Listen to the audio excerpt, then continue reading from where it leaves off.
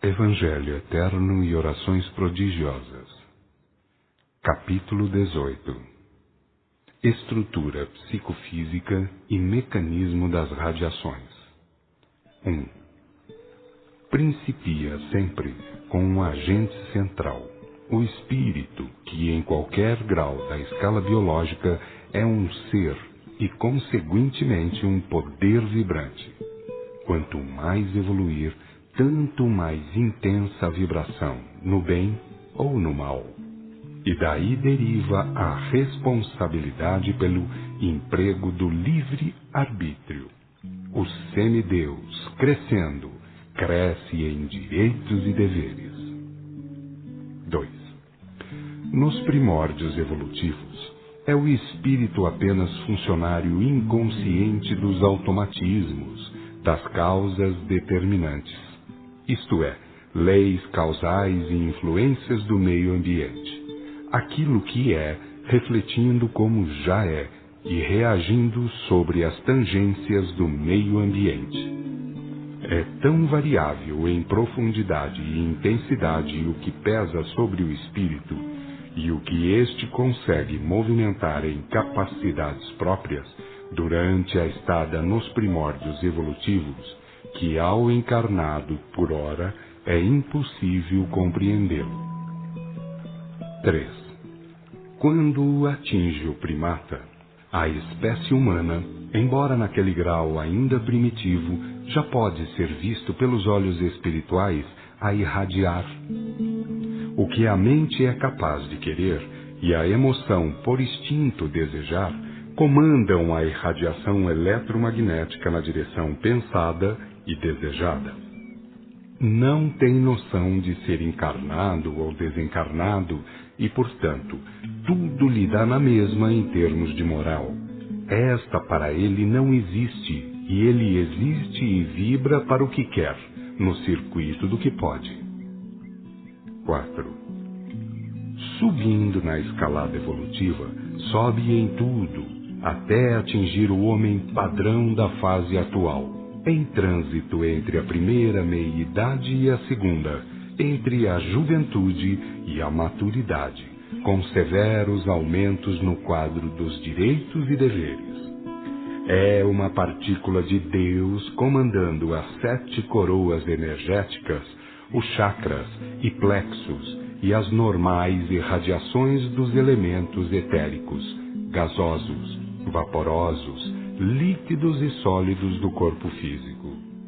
Seus elementos eletromagnéticos e fluídicos podem ser endereçados segundo sua vontade, para o bem ou para o mal, no âmbito de seus poderes limitados. 5. Pode irradiar por todo o corpo, mas a cabeça e as mãos representam normalmente os pontos mais expressivos e capazes. Entretanto, a movimentação dos chakras e plexos durante a longuíssima escalada evolutiva oferece campos de variações imensamente complexos. As colorações áuricas ou suas variações revelam, e muito, o modo de pensar e sentir das pessoas. Podem mentir com a boca, mas as irradiações afirmam o que a pessoa realmente é, moral e mentalmente, na ocasião em que é observada.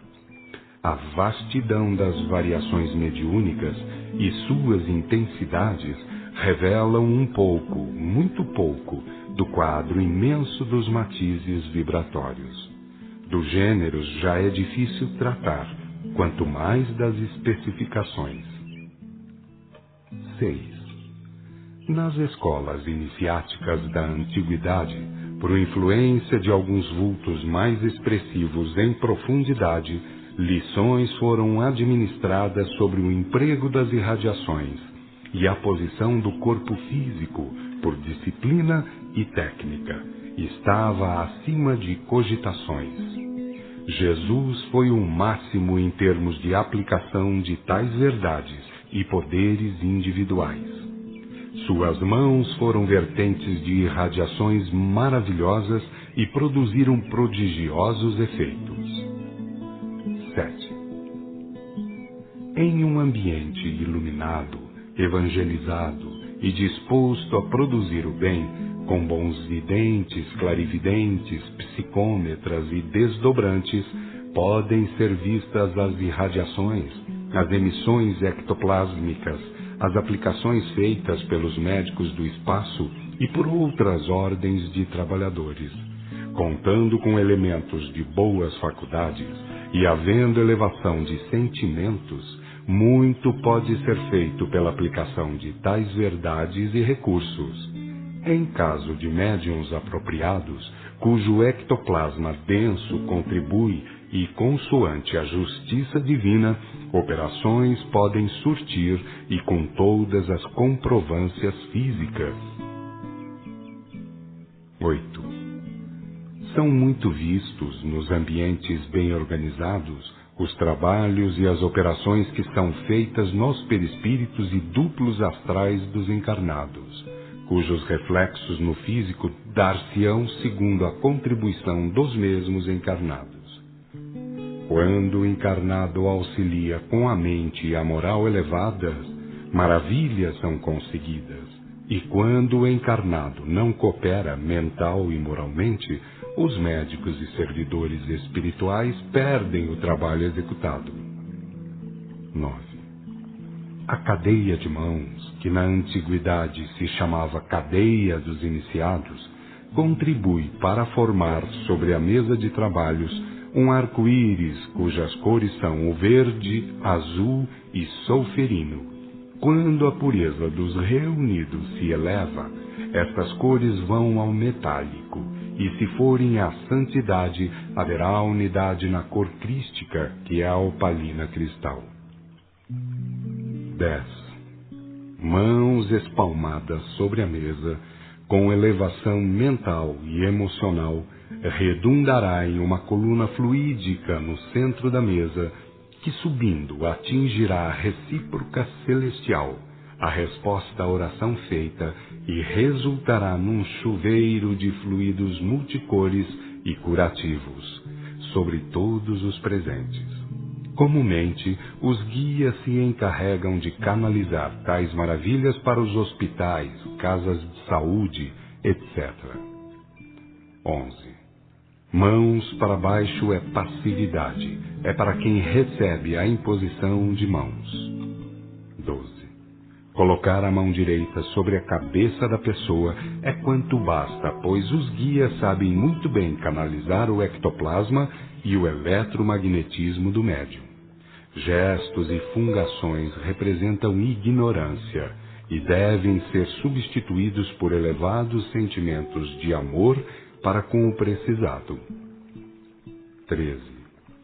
Com a verdade por base, o amor por objetivo e a virtude por função, com um ambiente bem iluminado, com a pregação em termos evangélicos e muita disciplina reinando nos trabalhos, com uma equipe de médiuns videntes, clarividentes, psicômetras e desdobrantes, com esses elementos agrupados, sem dúvida que muitos frutos serão colhidos, porque as falhas jamais são do céu. E que se não percam da inteligência estes lembretes.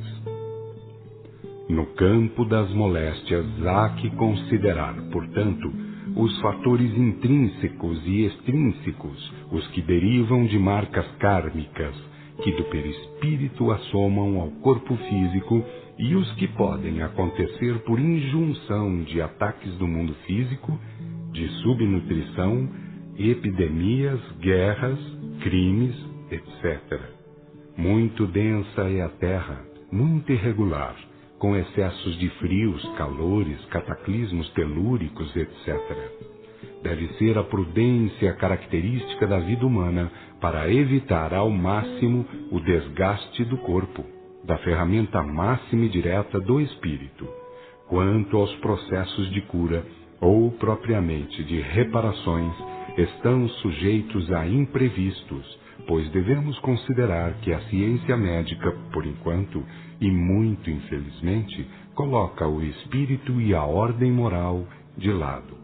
Falha muito, mesmo na parte física, porque a parte física nunca poderia ser sem o espírito. E acima de tudo, porque a desencarnação é lei que será cumprida, das curas espirituais que variam de grau e intensidade quase ao infinito, quem poderia dizer tudo? As operações espirituais vão desde o corte físico até a transubstanciação dos elementos físicos. No encarnado, há que considerar o eletromagnetismo, os gases, vapores, líquidos e sólidos. Há que considerar ainda o karma do indivíduo que determina a cada um, possivelmente, um caso diferente, mesmo que exteriormente possam parecer todos iguais. Não pode uma ação médica resultar boa para todos, porque nem todos são iguais na intimidade. Realmente somos iguais nas linhas mestras, na origem, no processo evolutivo e na finalidade. Mas durante as demandas evolutivas demonstramos muitas diferenças de uns para outros. As intervenções curativas ou terapêuticas do plano espiritual serão, pois, sempre limitadas aos condicionamentos kármicos e intelecto-morais dos pacientes. Quem quiser receber mais de fora, que forneça pelo menos mais campo propício de dentro. A análise total dos merecimentos escapa aos encarnados de menos porte evolutivo. Só a evolução confere penetração em Deus, o divino princípio criador, que é íntimo a tudo e a todos. Mas para ser uno a Ele, é necessário evoluir de dentro para fora. O reino de Deus que cada um tem dentro de si mesmo e que não virá jamais com mostras exteriores, ninguém atingirá através de ignorâncias quaisquer. Importa respeitar as leis divinas, mas através de obras, e não de teorias ou simulacros. A suprema autoridade é a ordem suprema de caráter moral. Quanto mais o espírito se moraliza ou se organiza em termos de verdade, amor e virtude, tanto mais se cura e se diviniza. Na encarnação será um forte, e na desencarnação será um luminar. E crescendo nesse sentido atingirá o grau crístico mais depressa. O remédio perfeito é a moralização perfeita. É a divina sintonia com o princípio criador, ao qual chamamos Deus. Quando os errados e doentes desencarnam, terão que ser tratados do melhor modo possível, preparados para novos encarnes, porque lhes cumpre, e a mais ninguém, os resgates ou ressarcimentos. E como as dessimetrias nas coroas, as manchas nos chakras e as lesões no perispírito fatalmente influirão danosamente sobre o corpo físico, fácil é reconhecer que os médicos do espaço nem tudo poderão fazer. A lei moral é inderrogável.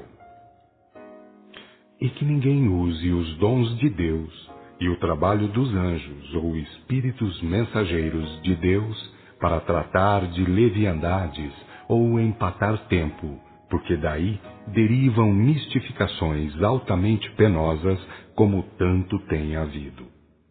Nas suas orações, principalmente públicas, peçam bênçãos divinas para os trabalhadores encarnados e desencarnados e agradecimentos a Deus pelos divinos dons que distribui.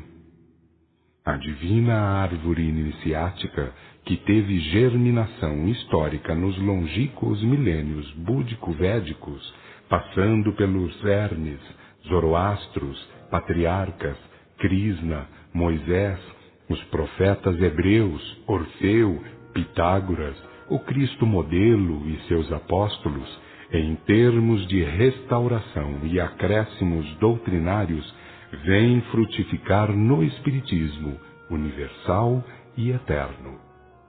Porque, fundamentado na verdade, no amor e na virtude, que pairam acima de conceitos humanos, deve transformá-los para melhor até a união divina ou cristificação de cada filho de Deus.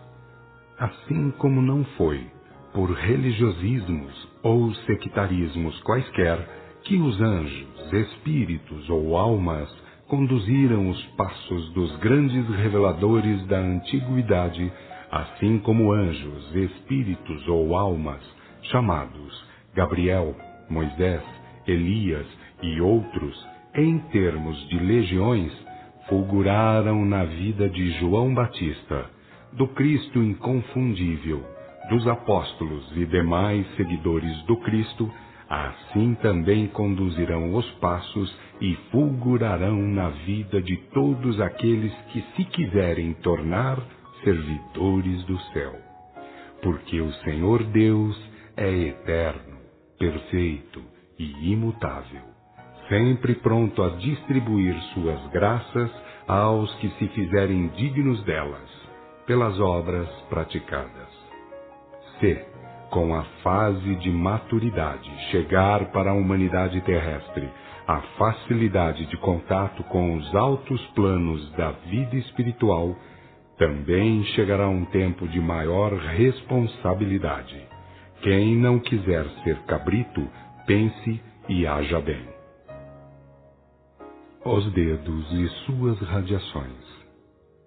Seria tolice pretender descobrir em que tempo da humanidade começou o emprego da mão para efeitos curativos, ou quiromânticos, ou ainda como veículo de outros sentidos sensoriais, perfeitamente comprovados pela experiência. Em se sabendo ser o homem um conjunto constituído de espírito, eletromagnetismo e corpo, fácil se torna compreender que em determinadas circunstâncias, certos indivíduos chamados dotados ou médiuns, portadores de dons ou carismas, podem apresentar poderes tais. Dentre as 11 grandes Bíblias do mundo, ou que regem a conduta espiritual das grandes maiorias religiosas, a Bíblia judeu-cristã comporta a maior soma de afirmações sobre o emprego curativo das mãos. E Jesus, o modelo de comportamento, paira acima de qualquer outro vulto iniciado na técnica de assim empregar as mãos. Em Marcos capítulo 16, versículos 17 e 18, há um conselho de Jesus sobre tais assuntos. Neste capítulo trataremos apenas das radiações dos dedos, devendo os leitores interessados em outros conhecimentos procurar ler livros apropriados. Polegar ou de Vênus.